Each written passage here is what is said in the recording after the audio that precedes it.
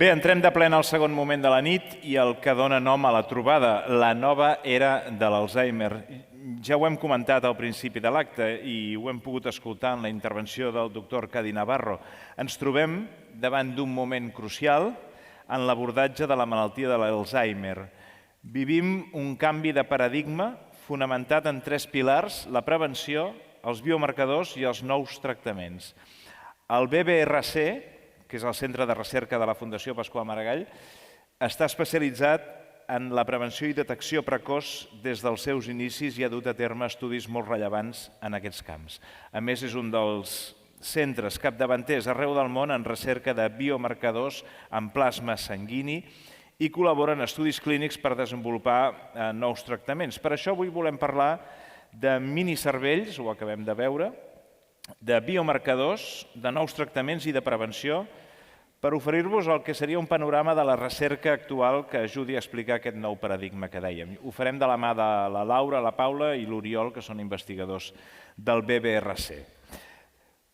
Un dels principals avenços que estem vivint es dona en el camp de la genòmica, i és aquí on entren en joc el que anomenem, o el que anomenen, perdó, perquè jo no ho havia dit mai, els minicervells. Uns organoides cerebrals que ens ajuden a entendre malalties complexes com l'Alzheimer. Però no sé per què m'estic enrotllant tant, perquè tampoc estic entenent molt el que estic dient, sincerament.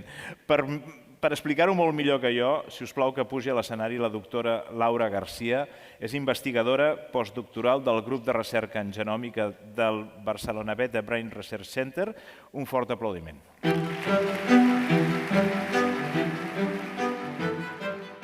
Buenas tardes a todos. Gracias, Keiko, por la introducción. Mi nombre es Laura García y soy investigadora postdoctoral del Barcelona Beta, Centro de Investigación de la Fundación Pasqual Maragall. Quiero comenzar pidiéndoos un ejercicio de imaginación que, por desgracia, para muchos de vosotros os resulte familiar. Imaginad que estáis viendo un álbum de fotos familiar, donde cada foto os trae un recuerdo, risas, lugares, personas, pero a medida que pasáis las fotos, las imágenes se vuelven borrosas, los rostros pierden los detalles y finalmente no podéis reconocer a nadie. Esa es la realidad de las personas que viven con Alzheimer y a pesar de llevar décadas de investigación, aún no conocemos la cura. ¿Pero por qué? ¿Por qué resulta tan difícil encontrar una cura para el Alzheimer? Comencemos con uno de los mayores desafíos, el cerebro humano en sí mismo. Este órgano es increíblemente complejo y cuenta con más de 86.000 millones de neuronas, todas ellas interconectadas en una red compleja de conexiones donde ocurren interacciones y procesos moleculares que aún desconocemos. Pero entonces, ¿cómo podemos estudiar la enfermedad de Alzheimer? ¿Cómo podemos encontrar una cura si no podemos explorar el cerebro humano en profundidad, si no podemos tocarlo, si no podemos manipularlo? Hace una década, neurocientíficos se hicieron esta pregunta y la respuesta fue audaz y revolucionaria. ¿Por qué no creamos uno? ¿Pero por dónde comenzamos a crear un cerebro en un laboratorio? En 2006, científicos japoneses cambiaron el paradigma de la biología, descubrieron la reprogramación celular. Únicamente, utilizando 4 genes, fueron capaces de reprogramar células, transformarlas en células pluripotentes, las cuales iban a poseer una característica de célula madre embrionaria. ¿Esto qué quiere decir? Pues que eran capaces de dirigirlas y generar cualquier célula del organismo adulto. Por tanto, imaginaos, nosotros en el laboratorio somos capaces de, con una muestra de sangre, aislar las células, reprogramarlas, transformarlas en células pluripotentes y mediante una combinación de factores químicos y nutrientes somos capaces de generar organoides de cerebro. ¿No es increíble? Además, estos organoides de cerebro van a compartir la misma identidad genética que el donante de la muestra de sangre, lo que va a permitir, va a reflejar en el organoide la interacción de sus genes, así como la predisposición de padecer ciertas enfermedades. Ahora me imagino que os estáis imaginando un cerebro, ¿no?, en escala miniatura. Siento decepcionaros, los organoides se llaman así porque son réplicas simplificadas con ciertas características que el órgano que imitan. Aún así, tienen unos como 3-4 milímetros, como semillas de sésamo, y nos permiten observar a los científicos cómo diferentes células del cerebro interaccionan entre sí.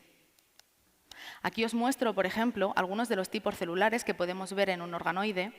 Vemos los astrocitos teñidos de rojo, las neuronas teñidas de verde, pero no únicamente podemos observar diferentes tipos celulares, también podemos observar diferentes estructuras o incluso marcas patológicas, como las famosas placas amiloides de los cerebros de las personas con Alzheimer. Como os estaréis imaginando, este modelo tiene un enorme potencial para modelar diferentes enfermedades, no solo enfermedades neurodegenerativas, como el Alzheimer o el Parkinson, también enfermedades de neurodesarrollo o incluso tumores cerebrales. También nos permiten probar diferentes fármacos para estas enfermedades en este modelo. Dejadme que os hable de uno de los proyectos que llevamos a cabo en el Barcelona Beta. Seguro que todos tenemos muy recientes la pandemia del COVID-19 hace 4 años, donde el mundo entero comenzó a lidiar con un virus que inicialmente era solo respiratorio. Pero poco a poco comenzaron los primeros síntomas, pérdida de memoria, confusión o incluso problemas cognitivos en algunos pacientes. Fue entonces cuando la comunidad científica se dio cuenta de algo alarmante. No solo infectaba el sistema respiratorio, sino que también infectaba el cerebro. En el laboratorio, nosotros utilizamos este modelo, los organoides cerebrales, para ver cómo y qué provoca la infección del virus en el cerebro. Aquí les muestro unos de nuestros resultados. A la izquierda vemos unos organoides cerebrales sanos que han sido infectados con el COVID y a la derecha unos organoides cerebrales de Alzheimer también que han sido infectados con COVID. En azul vemos el núcleo de todas las células y en rojo vemos la presencia del virus. ¿Veis la diferencia, ¿no?, entre las dos fotos? El virus infecta mucho más en un contexto genético de Alzheimer, es decir, el cerebro de las personas con Alzheimer es mucho más susceptible de infectarse con el virus. Este es únicamente un ejemplo de todo lo que podemos estudiar con este modelo y de la enorme utilidad que tiene. Por eso, cuando penséis en el Alzheimer, no quiero que lo veáis como un misterio imposible de descifrar, sino vedlo como un enigma que cada vez estamos más cerca gracias a la investigación, gracias en parte a los minicerebros que están allanando el camino hacia una nueva era en la medicina personalizada. Estoy llegando al final, pero no quiero dejar de agradecer a toda la cohorte alfa, a todos los participantes, que nos permiten hacer la investigación que hacemos y gracias a todos los socios y mecenas que lo hacéis posible. Gràcies.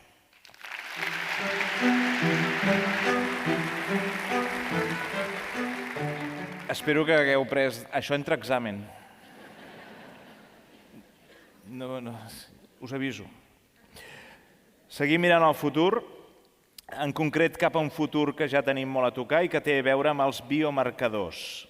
Ara mateix l'Alzheimer és una malaltia que es diagnostica amb la realització de diverses proves fiables, algunes d'elles cares i invasives, i quan ja hi ha símptomes evidents de demència. Actualment, però, estan adquirint molta importància els biomarcadors, que són molècules que permeten fer un diagnòstic menys invasiu i més econòmic. Quedeu-vos amb aquesta paraula, biomarcadors, perquè ens ho explicarà molt millor la doctora Paula Ortiz, responsable del laboratori del grup de recerca en biomarcadors en fluids i neurologia translacional.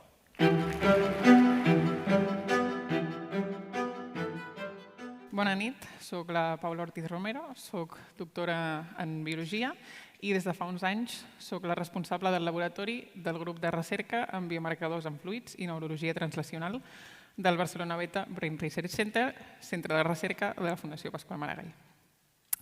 Com hem estat comentant, al llarg de tota la jornada ens trobem en un moment crucial en l'abordatge de la malaltia d'Alzheimer, tant a nivell de recerca, com ens exemplificava la Laura fa un moment, com a nivell de tractament. Ens en parlarà l'Oriol d'aquí una estona.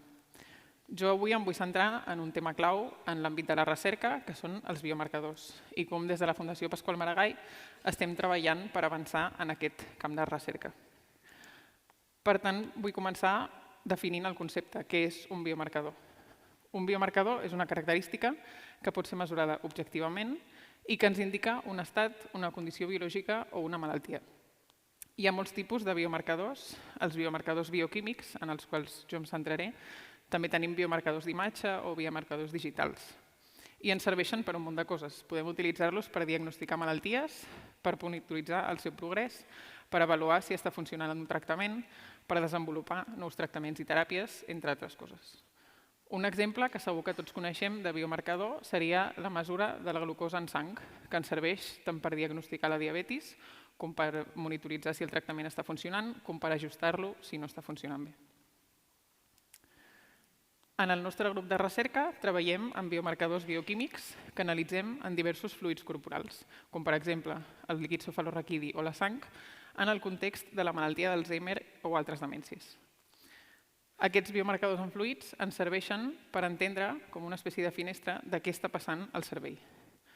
Quan un cervell està afectat per la patologia d'Alzheimer, comença a acumular una sèrie de canvis fisiològics, entre els quals l'acumulació de diferents proteïnes, com per exemple, segur que us resulten familiars, la proteïna beta-amiloide o la proteïna tau. Quan aquestes proteïnes s'acumulen, formen diferents estructures, les plaques amiloides o els captells neurofibrilars. I aquesta acumulació que veiem al cervell també la veiem reflectida en el líquid cefalorraquidi. El líquid cefalorraquidi és el que envolta el cervell i la medul·la espinal i nosaltres podem accedir-hi gràcies a una punció lumbar. Aquesta prova, l'anàlisi de biomarcadors en líquid cefalorraquidi, és una de les proves que utilitzem avui en dia per diagnosticar la malaltia. També és extremadament important seguir utilitzant aquest líquid cefalorraquidi en el context de la recerca, per seguir entenent què està passant en el cervell. El que és interessant és que aquestes proteïnes no només les veiem en líquid cefalorraquidi, també les podem trobar a la sang. El problema que tenim és que la concentració d'aquestes proteïnes en sang és extremadament baixa i les tecnologies de mesura tradicionals no ens permetien mesurar les proteïnes en sang. Fa uns anys s'han desenvolupat noves tecnologies que sí que ens permeten trobar aquests biomarcadors també en sang, no només en líquid cefalorraquidi. El BBRC fa aproximadament 3 anys i gràcies a la col·laboració de molts de vosaltres vam construir un nou laboratori i vam equipar aquest laboratori amb la tecnologia necessària, amb aquestes màquines que ens permeten mesurar aquestes concentracions tan baixes de biomarcadors. Són el que anomenem tecnologies ultrasensibles. La ultrasensitivitat és aquest potencial d'arribar a concentracions baixes. A més de ser tecnologies ultrasensibles, també són totalment automatitzades i això garanteix reproductibilitat i robustesa en els nostres experiments i resultats. Gràcies a que comptem amb aquest laboratori, podem abordar tot el flux de treball en la recerca en biomarcadors, des de la identificació de nous candidats, passant pel desenvolupament i validació d'assajos, fins a la seva implementació en la pràctica clínica i en els centres de salut. Per tant, el nostre objectiu com a grup de recerca és precisament aquest, ser capaços de trobar biomarcadors de la malaltia d'Alzheimer en sang, ja que una anàlisi de sang és un procediment senzill, econòmic i mínimament invasiu i que ens permetria accedir a un diagnòstic precoç i, per tant, millorar significativament l'abordatge de la malaltia. Per donar-vos un context i un exemple de tot això que us he explicat en el nostre dia a dia i a la nostra recerca, volia compartir un exemple d'un dels projectes en els que hem estat treballant aquests últims mesos i aquests últims anys. Com hem estat també comentant al llarg de la jornada, segur que tots coneixeu l'estudi ALFA, de fet, segur que molts de vosaltres hi heu participat. La Fundació Pasqual Maragall va començar a reclutar la cohorta ALFA fa cosa de 10 anys i, entre altres coses que els participants ens heu proporcionat, hi ha una mostra de sang. Aquestes mostres de sang han estat emmagatzemades en els nostres congeladors durant tot aquest període, però ara que tenim la tecnologia disponible, les hem recuperat i les hem analitzat. I hem mesurat els principals biomarcadors amb els que treballem, els que fem recerca en la malaltia d'Alzheimer. Això s'ha traduït en més de 10.000 anàlisis que hem fet en el nostre propi laboratori i amb els nostres propis recursos, i aquest projecte ens permetrà entendre un munt de coses, com per exemple, si som capaços de trobar biomarcadors abans que apareguin els símptomes de la malaltia, quins serien els marcadors més útils per a un diagnòstic precoç, qui són les persones més susceptibles de patir la malaltia o qui serien bons candidats per participar en assajos clínics i en desenvolupament de nous tractaments. Per tant, i intentant resumir tot el que he dit, si haguéssiu de quedar-vos només amb una idea de tot el que he comentat avui, m'agradaria que fos aquesta, que els biomarcadors són una eina poderosa que té el potencial de transformar la manera en què entenem i abordem la malaltia d'Alzheimer. Si som capaços de trobar biomarcadors en les etapes més primerenques de la malaltia, podrem intervenir abans, que és quan un tractament seria més eficaç. Amb la nostra recerca avancem cap a un futur on el diagnòstic sigui més accessible, més precís i més precoç per millorar la qualitat de vida dels pacients i de les seves famílies. No vull marxar tampoc sense donar les gràcies. La nostra feina és possible gràcies a la col·laboració i el suport continu de tots vosaltres i amb la vostra ajuda continuem fent avenços en la comprensió i el tractament d'aquesta malaltia. Bona nit, moltes gràcies.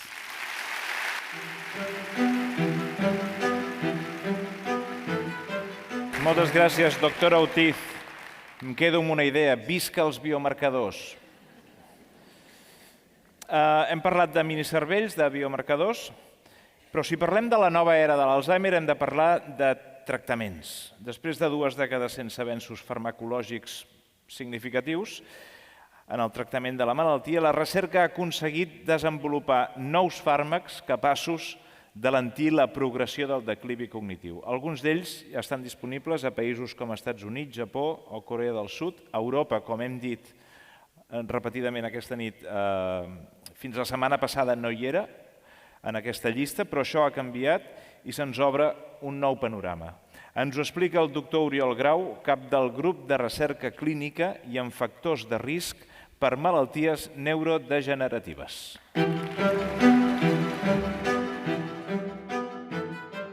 Bona tarda. En primer lloc, volia agrair a tothom que compartiu amb nosaltres aquest acte tan especial.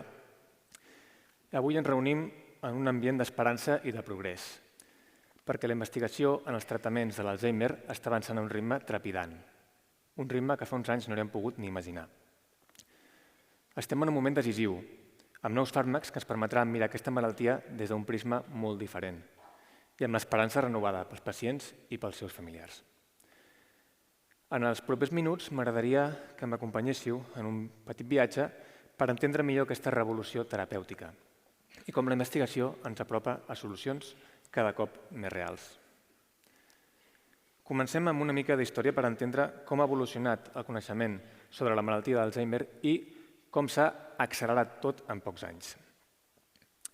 El primer cas de la malaltia d'Alzheimer el va documentar el doctor Alois Alzheimer l'any 1906. Es tractava de la pacient August Tetter.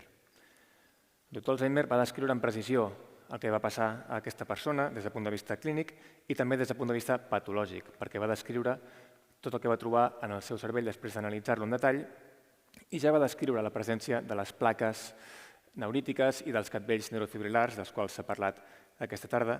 Per tant, el doctor Alzheimer, d'alguna manera, amb aquella pacient va resumir molt bé l'essència de la malaltia d'Alzheimer. No obstant, no va ser fins a 80 anys després que no es van consensuar els primers criteris diagnòstics per la malaltia d'Alzheimer. I és en aquesta mateixa dècada dels 80 que es van identificar les proteïnes beta-amiloide i tau, que avui en dia considerem com les principals sospitoses de desencadenar la neurodegeneració que acaba provocant el declivi cognitiu en les persones amb Alzheimer. Durant les darreres dècades, els avenços en biomarcadors, tal com s'ha explicat, han estat impressionants. Avui en dia ja no només podem mesurar amb fiabilitat aquestes proteïnes en proves com la punció lumbar o com el PET d'amiloide o el PET de tau, sinó que, a més, ja podem fer-ho amb una mostra de sang, tal com ens ha explicat la Paula, la qual cosa suposa un canvi revolucionari. Però, malgrat els progressos en el diagnòstic, els avenços en el tractament han estat lents i sovint frustrants. El primer fàrmac específic per la malaltia d'Alzheimer es va aprovar l'any 1995. Aquest fàrmac, però, va ser retirat aviat per problemes de toxicitat, però van seguir uns altres, el donepezil, la galantamina, la ribastimina o la memantina. Aquests fàrmacs, a dia d'avui, encara els estem fent servir i van suposar un petit avenç en la terapèutica, ja que permeten disminuir, pal·liar una mica els símptomes de la malaltia.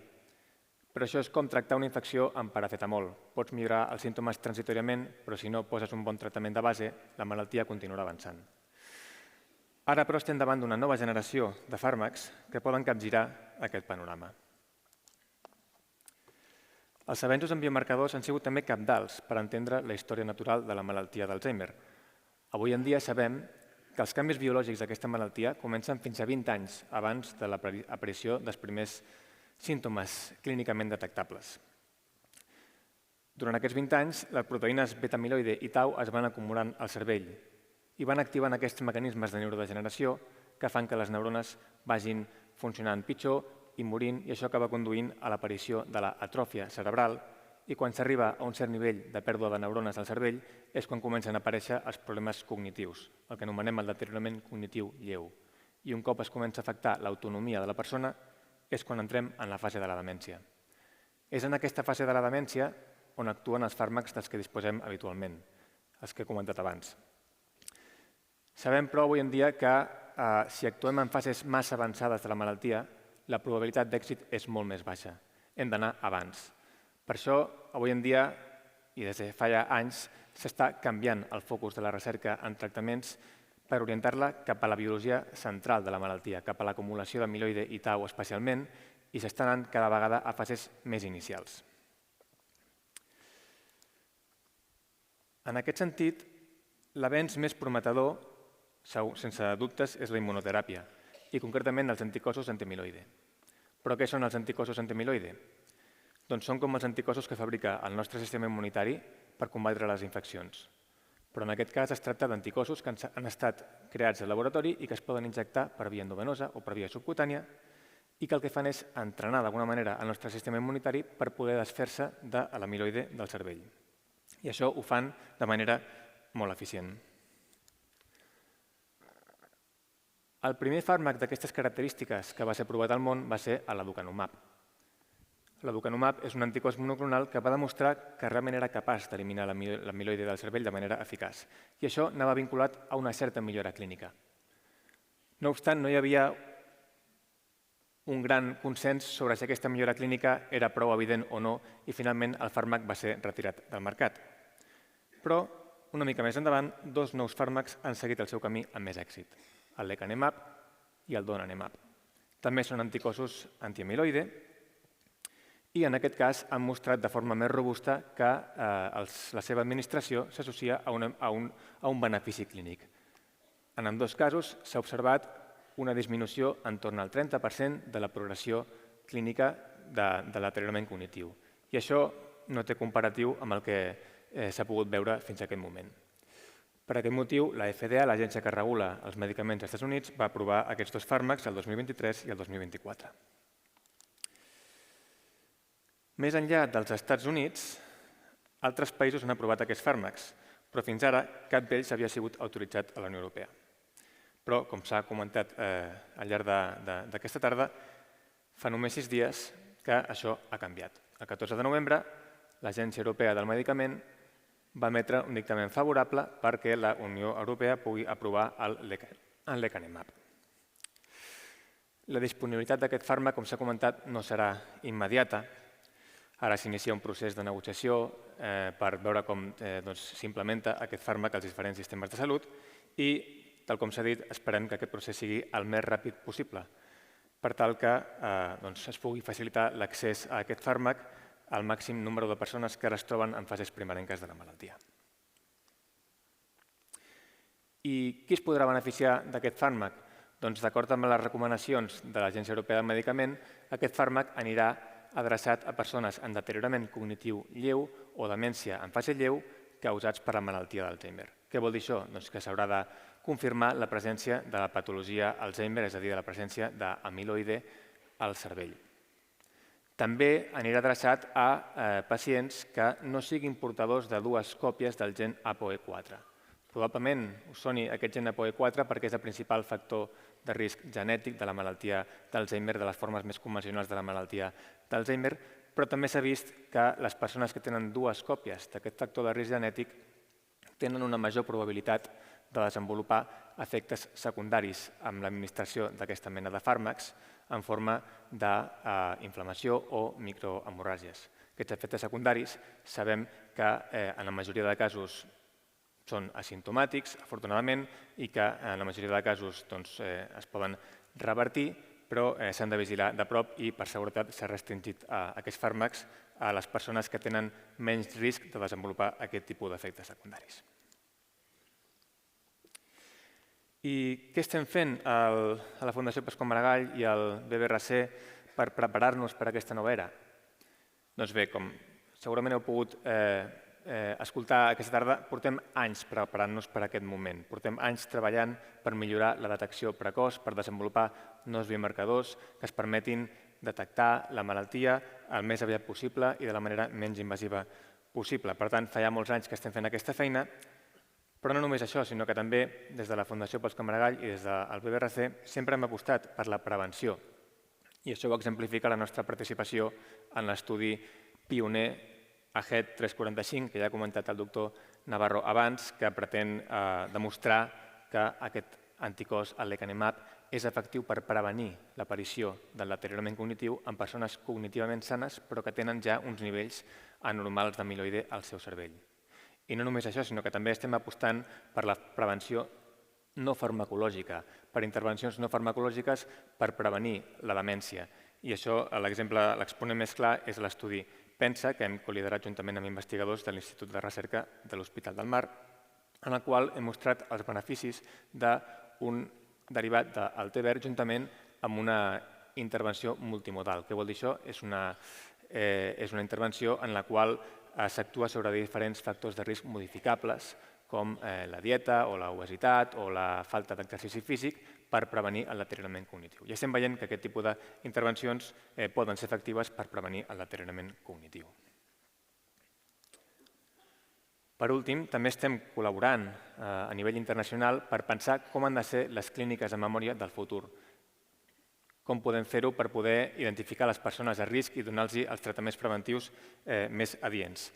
I això ho estem fent a través d'un consorci internacional que està treballant en un concepte novedós que es diu Centres de Salut Cerebral, en els quals el que es farà és identificar, fer una caracterització pormenoritzada del risc de demència a nivell individual i oferir plans individualitzats per prevenir aquest risc de demència. En conclusió, estem vivint un moment emocionant en la lluita contra l'Alzheimer. Els nous fàrmacs, les estratègies preventives, els biomarcadors, ofereixen una esperança renovada per combatre aquesta malaltia. No serà una carrera fàcil, però estem decidits a obrir nous camins que ens portin a un futur amb una millor qualitat de vida i potser algun dia a curar aquesta malaltia. Moltes gràcies per acompanyar-nos en aquesta missió compartida.